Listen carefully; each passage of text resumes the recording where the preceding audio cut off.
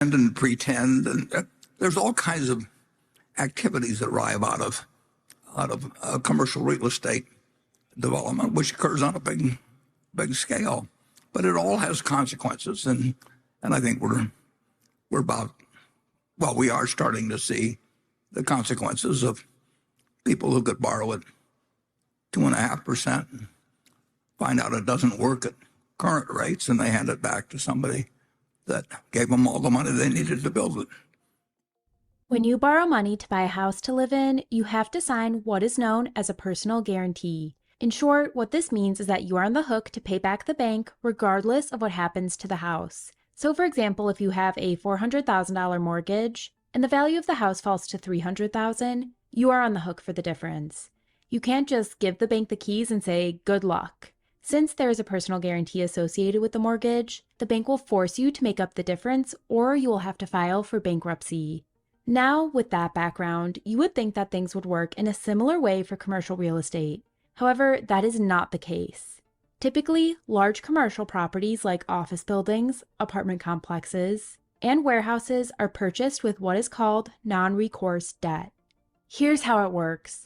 Let's say a large real estate investment firm buys a piece of real estate for $50 million. The real estate investment firm contributes $10 million and borrows the other $40 million needed to purchase the property from a bank in the form of non-recourse debt. A few years pass by, and since this is a commercial real estate loan, it is time for the interest rate to reset. Unfortunately, this property was purchased at the peak of the market when interest rates were low and real estate values were sky high. When it comes time for the loan to reset, the property is now only worth $30 million. Since this is a non-recourse loan, the owner of the property can toss the keys back to the bank and walk away. Yes, the large real estate investment firm loses the $10 million they put in to buy the property. However, now the bank is left with a property that is worth less than the amount they loaned.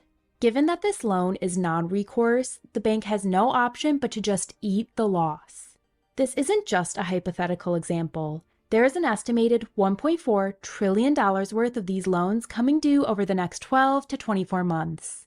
Many of these properties are simply not worth anywhere near what they were bought for years ago, or the property can't sustain the larger debt payments from higher interest rates. As a result, a significant percentage of these properties will end up in foreclosure when the debt comes due. We're already starting to see the beginning of this play out. Starwood, one of the largest real estate investment firms in the world, recently defaulted on a $212 million loan on an office building in the city of Atlanta. This office building was once a premier piece of real estate in a major, rapidly growing U.S. city. Currently, the office building is only 60% full, down from 90% when the loan was originally made back in 2018. The property had lost so much value that Starwood didn't even try to negotiate a deal with the lender to save it. Instead, Starwood in effect just handed the lender the keys to the building and walked away.